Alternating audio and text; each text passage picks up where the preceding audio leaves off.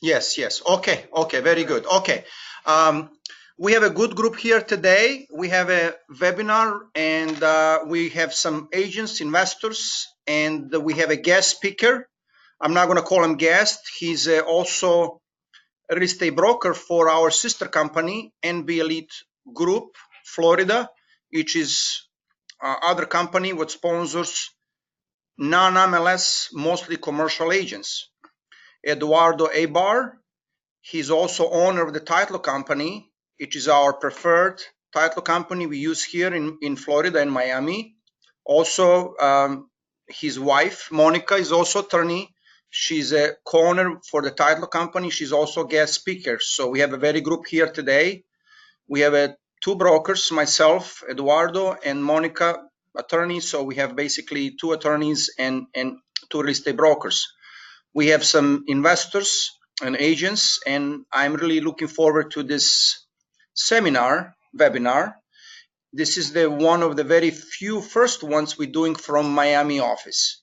Mostly we've been doing from Texas, but now basically we're going to be doing webinar, seminar, least every 2 weeks in different city, and we have guest speakers, and we also have a guest uh, agents for lunch and for snack.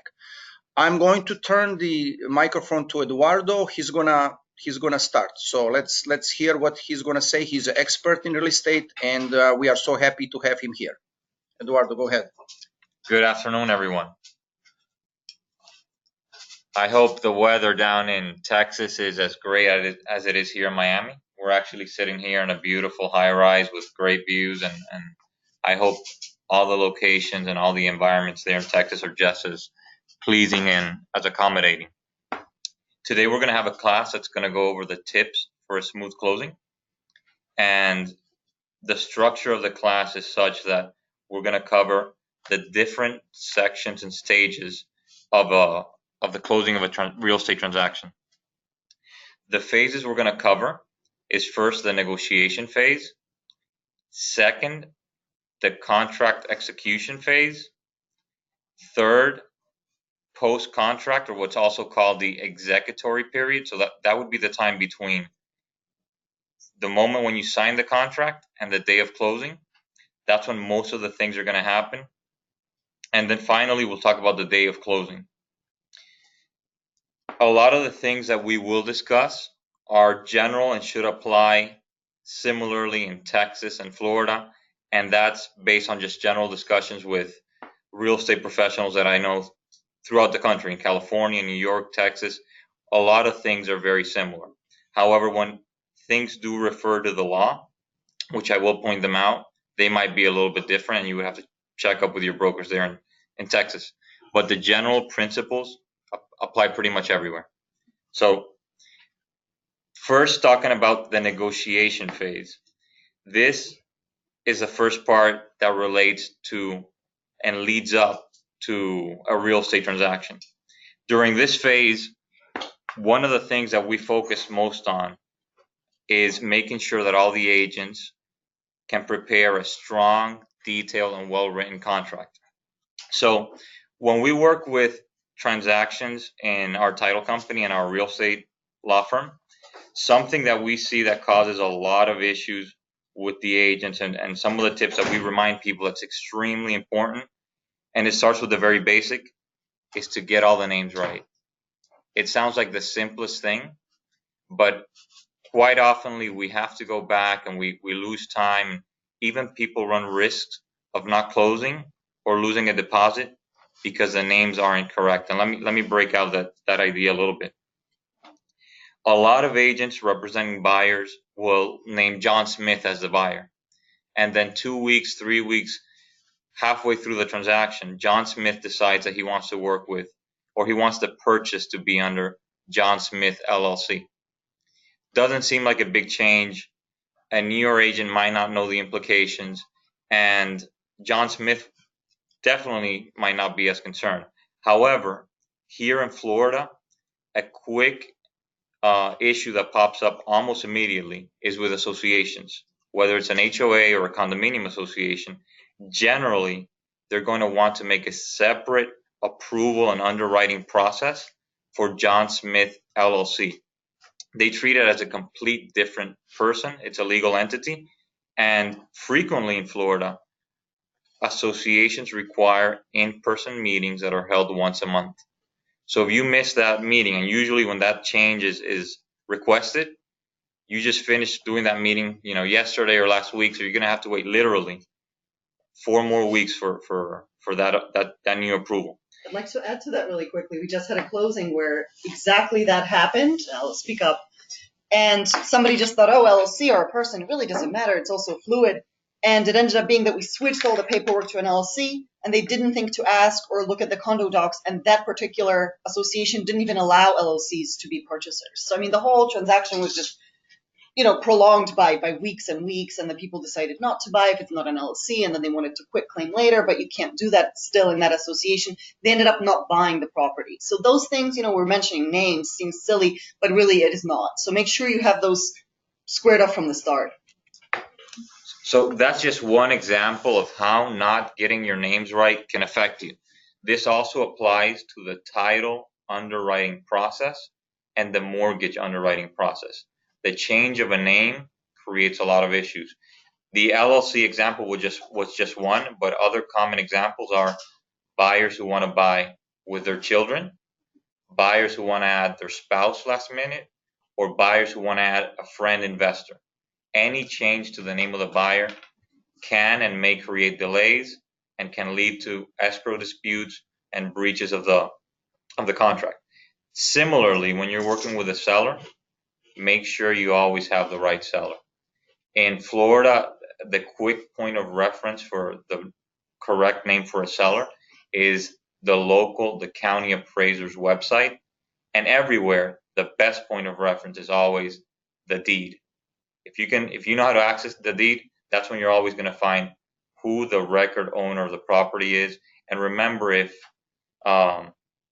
it's a homestead property, you have to include the spouses. In Florida, that could be husband and husband, wife and wife, or husband and wife.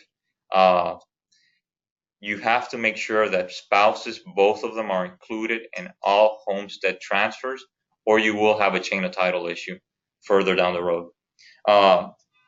Just one example, but other things that are extremely important with contracts. Quick tip, the class is focused on quick tips for a smooth closing, is to understand your contingencies. And those are the deadlines that you have to meet before they expire so that you can achieve the benefit that contingency provides you. 2 examples. The obvious one is the inspection period. Everyone understands it because it's very simple, but a lot of agents wait till the few days leading to the expiration of the deadline. So if it's a 15-day inspection period, they'll call the inspector on day 10, on day 12, on day 13. And a lot of times you'll be able to get an inspector and you might even get that report. Some inspectors here will give you a same-day report or a next-day report, but you need time to digest that report, analyze it, and negotiate with the other side. Because if things don't work out your way, you have to cancel that contract or extend it with a written addendum before the expiration of the deadline. 15-day inspection period, make sure that everything is resolved on day 10 so that you have 5 days to negotiate. So understand your deadlines and make sure they don't pass until you've fully fulfilled all of your and your client's concerns. 2 more things that are very important during the negotiation phase before you reach that contract. The first one is, if there's financing, make sure you have your buyers pre-approved. And there's different terms. The lingo in the mortgage world changes: pre-qualified, pre-approved. But the main thing that you want to keep in mind there, a few things actually, is one, you want to have a good idea of how much your buyers are going to qualify, how much can they really buy. And you won't know exactly at that stage, but you'll have a pretty good idea. What you really want that to lead to is a discussion about how much cash to close your buyer is going to need. We've seen too many times where the cash to close is very tight and where the buyers have counted, every dollar to the last penny of what they can contribute, what they have available, and then last minute there may be unexpected changes.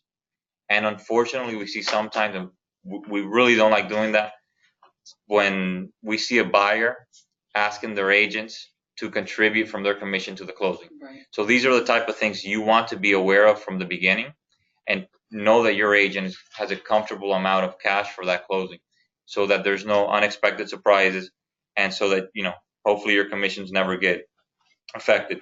So qualify your buyers and understand their cash availability for the closing. With regards to sellers, if you're on the seller side, a few things that you want to know before you hit that contract. So I recommend a few things. The first one, of course, is have a very strong listing agreement.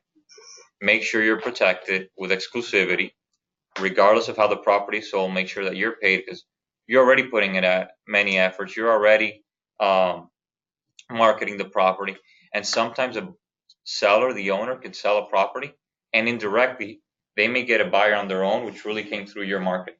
So have a strong listing agreement and make sure that you get taken care of if the deal falls through because the seller and the buyer have a problem that you did not cause. So protect your commissions. The other things that, the obvious ones are, have your property in the proper condition for the presentations. Ideally, you would want to have a property that's vacant if it's tenant occupied, because that will put a lot of pressure on the seller to be motivated to want to move the property and do the right comparative market analysis. If your seller can't understand the right value of the property, it's going to be difficult to sell, especially if the market conditions are not very, very strong. So make sure you have a good CMA and a good understanding with your client of what the value of the property is. So that's kind of the overlook of the negotiation phase. Now we're going to go through the contract execution, like the magic moment when you get that contract executed and signed. Should we take questions as we go, or? Yes, We're okay, small let's group, have, yeah. You guys have any guys, questions? any questions regarding this? I have a matter of fact, I have a question for you, but go ahead. Why don't you, any questions regarding this first part of session? Go ahead. You talk about the deadline, you only mentioned the inspection. Are you gonna talk about the? Can you other speak up a little bit so they can deadlines? hear you? Because we have also, I'll repeat the question. we have also webinar in Texas. We have over 400 agents. We have some agents in Texas are joining us for this through the webinar. So you can say and Eduardo will repeat. Go ahead. I understood. So I'll repeat for everyone. Right. The question was that what other contingencies, deadlines are critical with a contract? And we actually are planning a class on the contract. That class alone, we can summarize it in like half an hour, but it's really more like a 2-3 hour class. But I'll mention the main ones just for everyone's, education. So you want to be very clear about that inspection deadline. You want to know several deadlines that are critical with financing. The main two are the application dates. Your borrower has to apply. In Florida, it's usually within 5 days. If not, they waive the right to dismiss the contract, to cancel the contract for financing. It becomes a cash deal. Application for the mortgage. Yes. If you don't apply within the period, you can put whatever time you want. 5 days of the contract. Right.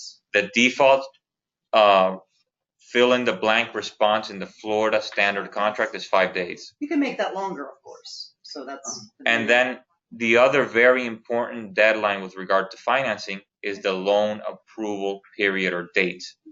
And the standard date in the Florida contract is 30 days, meaning if your mortgage loan originator or broker does not get you that loan approval by the 30th day, you have to cancel or you waive your deposit. So those are some of the most important deadlines, but That's another one. Especially if there are two escrows. Oftentimes, if the party's trying to get out of a contract, the seller, because they have a better offer or whatever, and they hire me, and we're watching those deadlines like a hawk. I'll be honest with you. The moment they miss that second escrow, release. You missed it. So it does happen. And I can't be the only attorney out there that, is kind of working that way. We're doing everything right. And, the other party has to as well. So I actually want to mention, I'm glad you asked that question, because what we do in our firm, and we work with you guys, we want to do your title work, is we have a nice handy dandy sheet. So the moment you send us your contract, my closer, who has, 15 years experience, she provides a sheet, and she doesn't have you fill it out. She actually, based on your contract, has maybe 20 different contingencies and fills them out based on the contract for you. So then you have a sheet in front of you where it says, inspections, this date, this. It really, really is very helpful. And obviously you'll work together based on that, but we do provide that. It's very helpful for some agents. Some agents think they're above that. They're like, I know my deadlines, but I feel that it is helpful. Why not? Okay, any other questions here from the room? Even when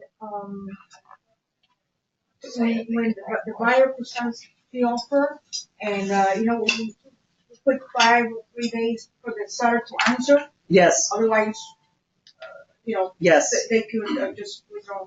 That's correct, and it's actually one of those deadlines that's very tricky. People don't think it matters, but if you technically respond after that date, let's say it says you have to respond by November 3rd by 5 p.m. and you have an executed contract, but you do it on the 5th, you technically don't have an executed contract. You have a new offer.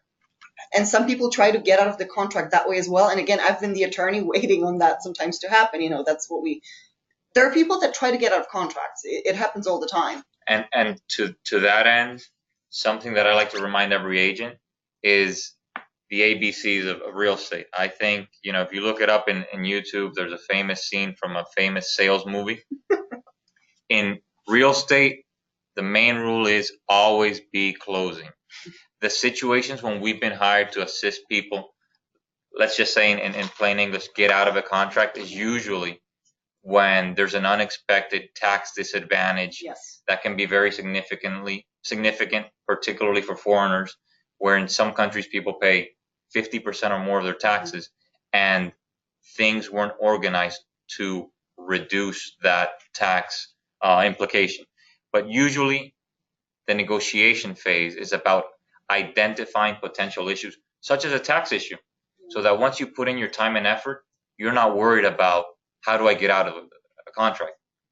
Everything we teach, everything we work with our agents is usually to get you to closing. So for emergencies, you can use this to get out if needed, Right. But the idea is manage them to avoid the issues. Regarding the loan commitment deadline, it's very important what I do the times of always being in contact with the lender. And if you see there is a chance that you will not get that deadline, like a week ago, 5 days before the deadline, just to make an addendum saying Absolutely. Okay, let's repeat the questions we repeat the question. So more than a question, it was really a comment, and it was a very valid one. The comment was that once the loan approval period is reaching, if you're, let's say, 5 days before, don't wait till the day before or 2 days before.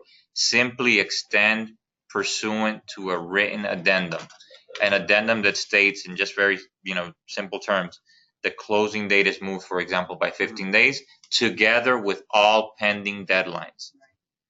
I just want to say, just from my experience being your broker, just recently I had 3 legal disputes with our agents not following procedure.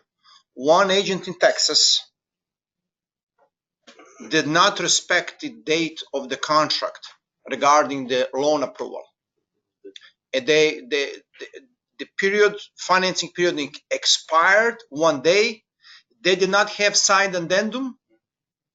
And what happened is the seller has another offer, and seller is moving to another offer. An agent is calling me, Nebo, what we're gonna do? So I said, let's call the agent who's representing seller. Let's offer him that now they can withdraw earnest money. So we will release earnest money to them right now and see what they're gonna say about that. If they say no, we don't want because they have the other better offer, then let's say here is another $3,000 extra because right now you don't have a negotiating power anymore. They got you. Correct. They got you.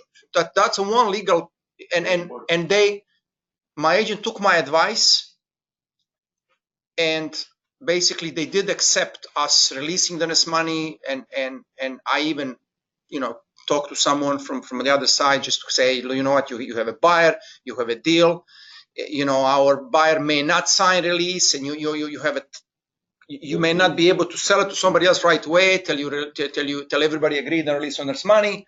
So I can put cloud on the title for some time, right? Absolutely. So that's one issue we had. Another issue, I have same agent from Miami, and this agent is twice making the same mistake. I don't want to name the agent, but I just told him 2 times, do not do business without signed strong listing representation agreement. He said, well, this is a friend. Anyway, by the way, he worked so much time on this deal, and the seller apparently found the buyer through some other sources, and he just totally, he missed out on his the commission. offer, he missed out on his commission.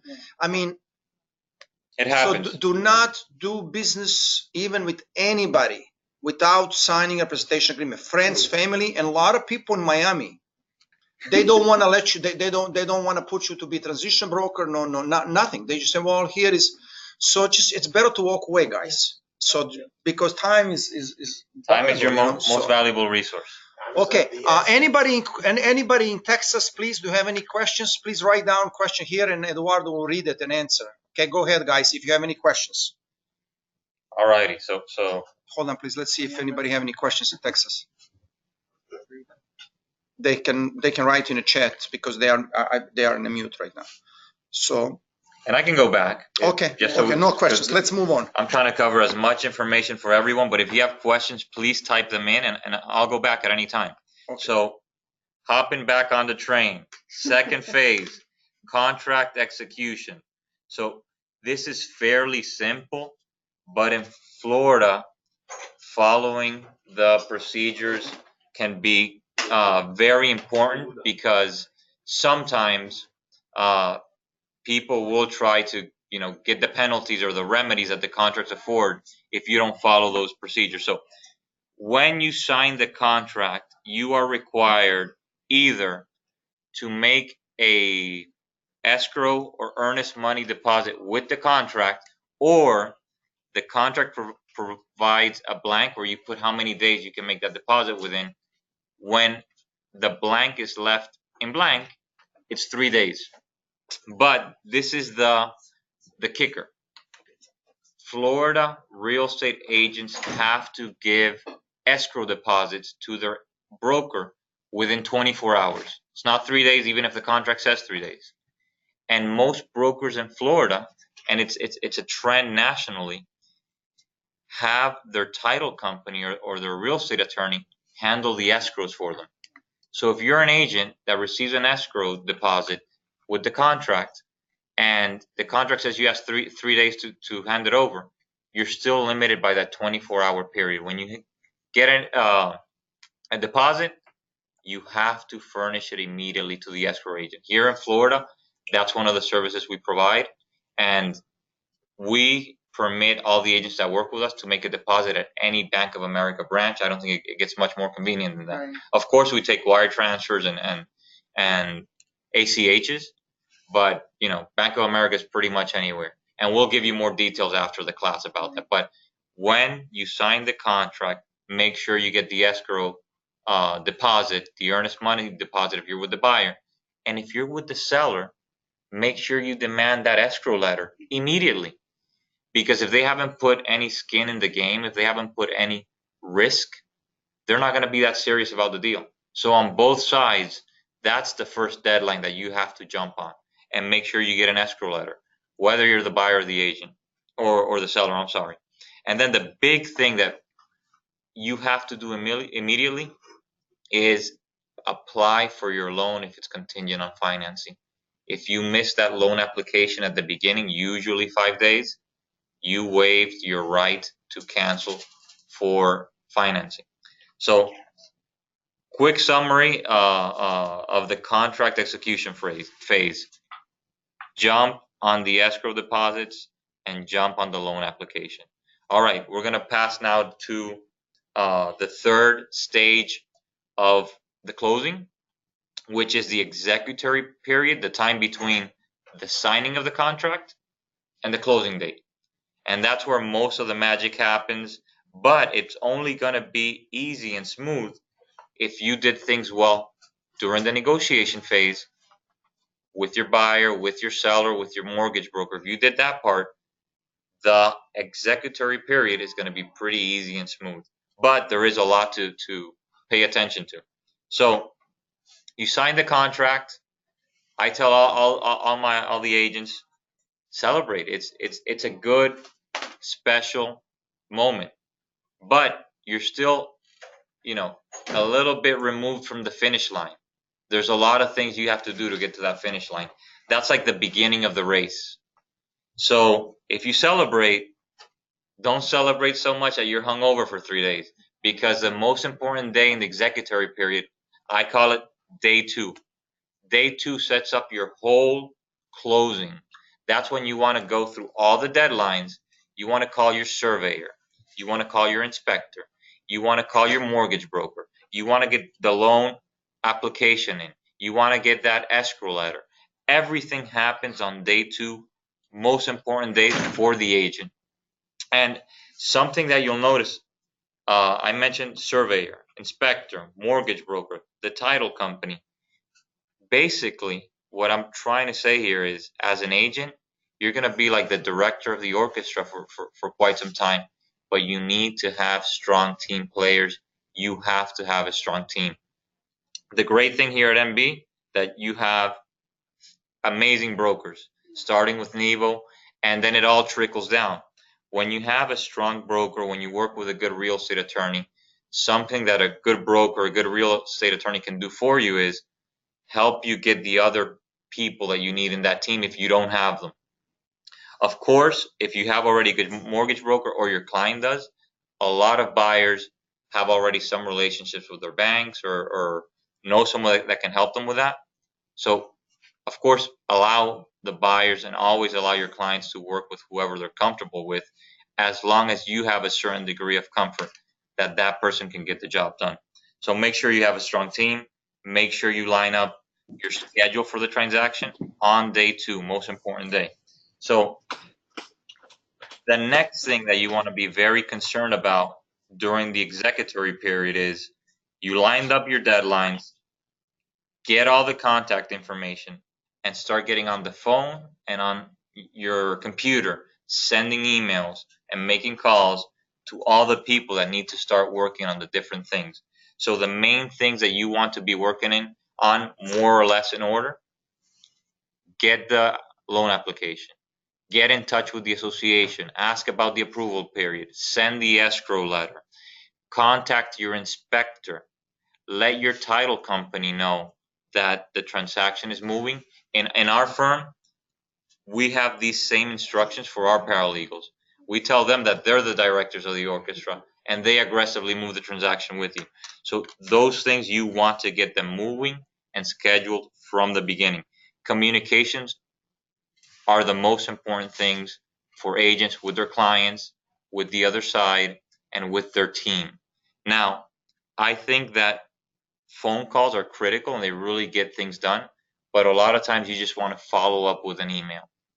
So you get on the phone, have a discussion with the mortgage broker, but then just follow up with an email. As discussed, we'll be expecting the loan approval in 2 weeks. We're counting on that.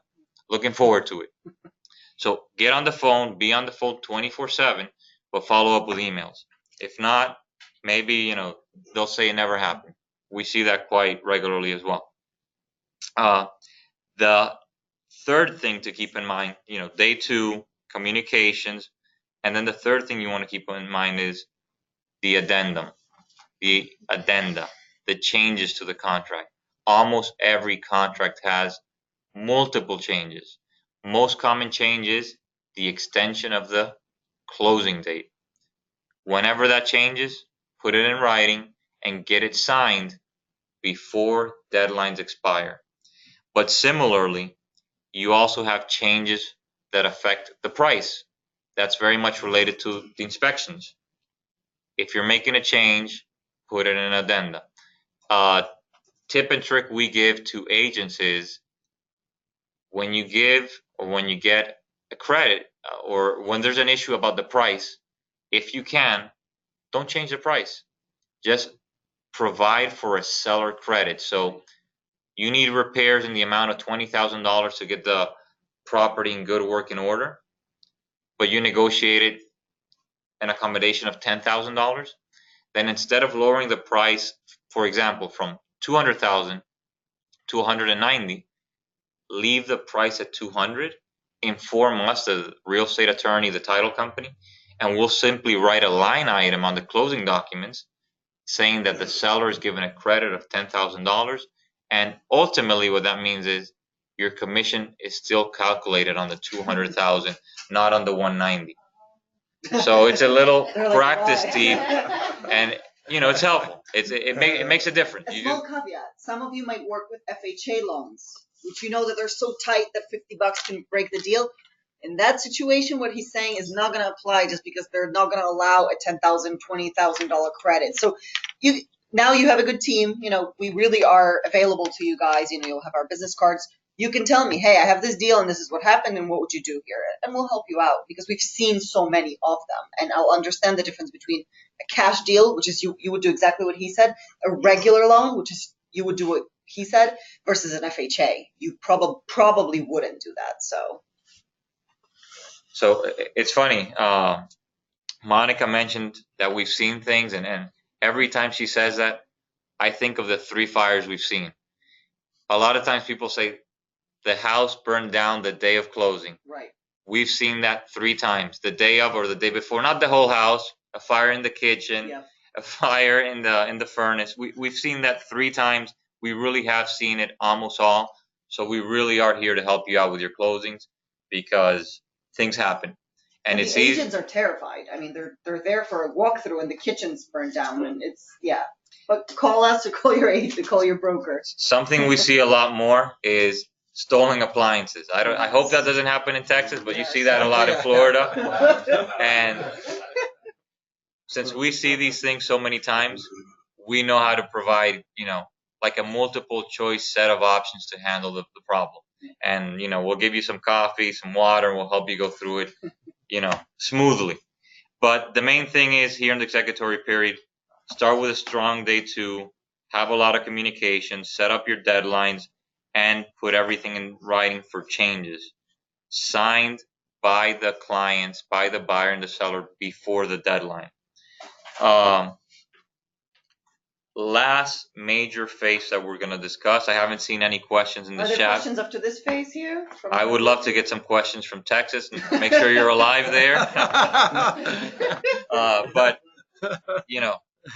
in the other end, maybe everything's just being understood perfectly. And I'll count on that. Okay. No questions in Texas yet. So they. Okay. Anybody questions here regarding this? Anything? All right. So we're going to talk about the last major phase for the agents and the clients, which is the day of closing. So some overarching tips that we've mentioned: have a strong team, do things in writing, addendum, changes, follow-ups with people. Another very important one is take your deals, your transactions very seriously. We all have a lot of fun with real estate. We eat it, we sleep it, we breathe it, we love it, but we can never get too comfortable. That's a challenge as well, because there's a lot of money involved. There's a lot of time that's put into the transaction that's only compensated if you close. So always take it very seriously, because when something goes bad, it can go very, very bad, and the monies can be very, very significant. So some tips about closing that are helpful: whenever possible, make sure your clients attend the closing in person. Remind them it's important for them. Take a half day off work if they can. And then the ideal procedure for a closing is meet at the property, both sides, make sure that the property is in the same condition it was as the day you signed the contract. The contract says that it has to be in that condition, subject to wear and tear. But how much wear and tear can really happen in 30, 60, or 90 days? Not much, unless they stole the appliances or the property caught fire. But generally speaking, it should be in the same condition. And after you have that walkthrough, then you go together to our office, to your closing office, to your title company, to your real estate attorney's office, and you can do the closing. If it's cash, it'll be smooth, quick, and simple. If there's a loan, tell your buyers to relax their hands and their wrists, because there's going to be a lot of signing that day, and it's going to take a while. Now, I just want to interject here from a real point of view, because what he's talking about is the ideal. That really doesn't happen much anymore, does it? I mean, most of the time your client is, I'm traveling through Argentina. I will be available, on this particular time. And then, they DHL the documents or whatever it is. So that happens a lot. So don't be scared. They don't really have to attend your closing. That's the ideal, because then everything got notarized correctly and done correctly. But if you have a client that's traveling a lot that definitely cannot be there, don't worry about that. We deal with that all the time. I would say 50% of our closings are where I never even see the people. It's just a FedEx from one end and a FedEx from the other, and that's really what I ever see. And of course, we have our procedures where we have their IDs, we talk on the phone with them, we make sure everything's correct. Another big one I want to mention is, especially if you have an LLC seller, people are abroad a lot for those. I've noticed, they're in, again, Argentina, Russia, all over. And suddenly, but I didn't know that I had to sign all these important documents. I thought I could e-sign the deed. I mean, we've had so many people say that, I e-signed my contract. Suddenly they have to go to an embassy in certain countries, or they have to go in front of a notary that has to be translated, etc. I done it many times. And you know what else? They charge $50 per page. Per page. In embassy. Per $50 per page. So if you have two people. And you have to make appointment. Yes. I close. And in last 5 years, I haven't closed any deals in foreign embassy, in an American embassy in foreign country, because it's time consuming and it's cost. Like you one time I paid $975. Yes, just to execute. Moreover, the appointments are sometimes not available. I have a lot of clients from Venezuela, which you might too here in Miami. And they're like, well, it's just not even safe for me to go there, so things like that. So that's the beautiful thing. If you work with attorneys that are knowledgeable versus some, sorry to say, inky-dinky title company, we have ways where they can sign one document that's not notarized, that authorizes another person that's here via, for example, a statement of authority or an LLC affidavit, or that really, if they trust somebody here, they never really have to go to that embassy, etc. And it's all done correctly and it's all done right. It's just you have to know how to do it. We do it all the time now, just because people, again, they don't want to go to the embassy, whatever it is, or they're traveling, or they're on a ship, whatever it is. So if you have that kind of a situation, you say, that's it, the closings it's not going to happen now. It probably can happen. There are ways, especially if it's a company. If it's and let's be honest, a lot of people hold here in Florida as LLCs and corporations. And Texas too. We have a lot of agents, investors in our company. They do the same, yeah. And a lot of agents have LLCs. Or last minute, we can, let's say there's an LLC and you have 3 people on Sunbiz, 3 people are abroad and they're in different countries, you can't get them together. Well, we can create an operating agreement, which doesn't have to be notarized. So they can just DHL me documents that just says, you know what, this guy here that's in Florida, he's my friend, or whoever, or even an attorney, can execute all the documents on my behalf. And suddenly that's doable. Is it risky? I mean, I guess there's risk, in that, but at least it's doable. At least you can sell. This is a very good point. Very good point. Thank you, Monica. Eduardo? All right. So one thing related to that day of closing, and to another just general tip, sometimes we have clients that ask the agents, can you do that walkthrough for me? And hey, if you have to do it, you have to do it. You always be closing. But as much as you can, know what you're supposed to do and what you're not, because you take on unnecessary risk. And that's one of several examples. If an inspection needs to get done, hire an inspector. If a final walkthrough needs to be done, have your client do it. Be there with them, coordinate things, entertain, advise, make it the best inspection or walkthrough possible and detailed, but try to avoid not doing things you're not supposed to, because sometimes things can go wrong.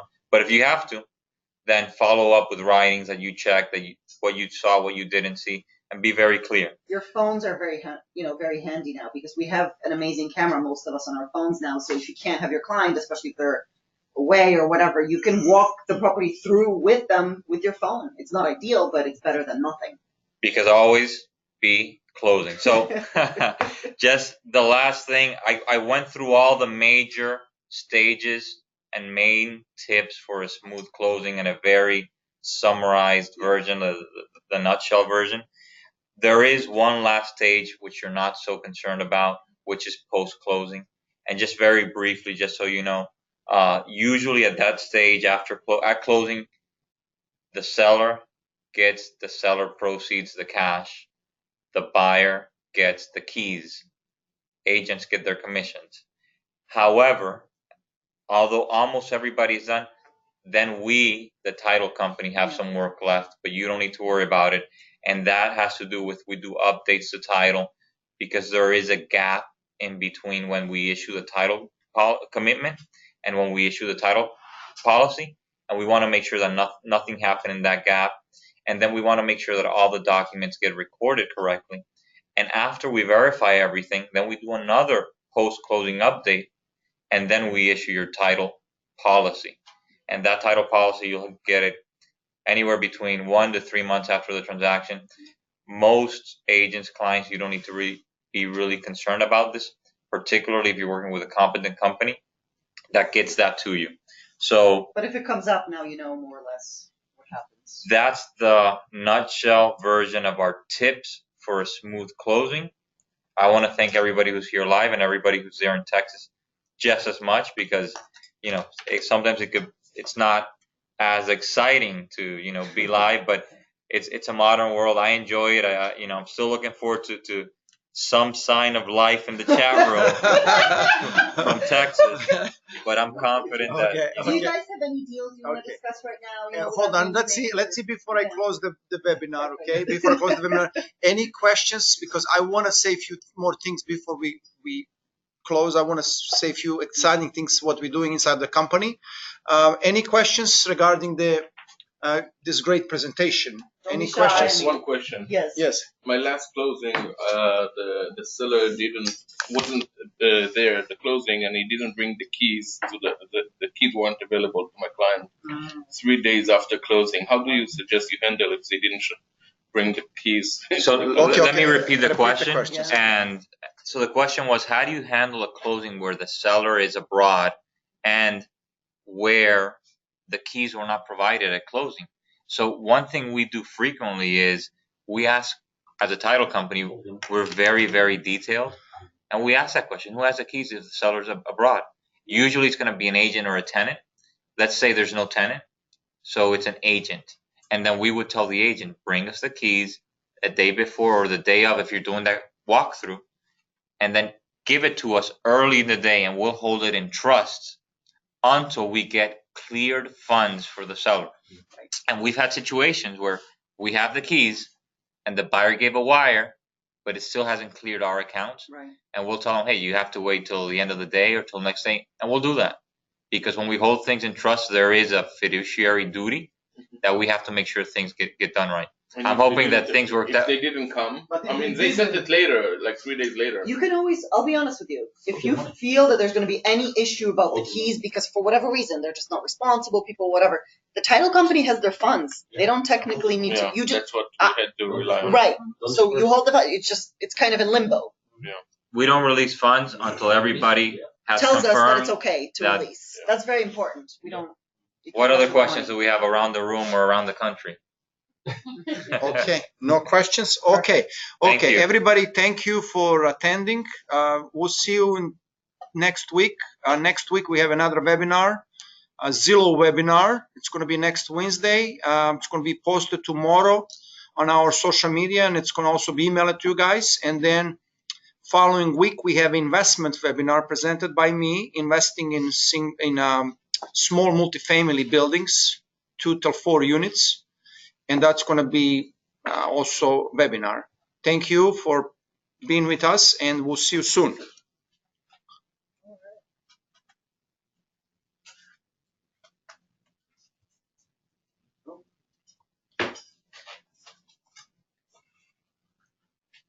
I hope we were live in Texas.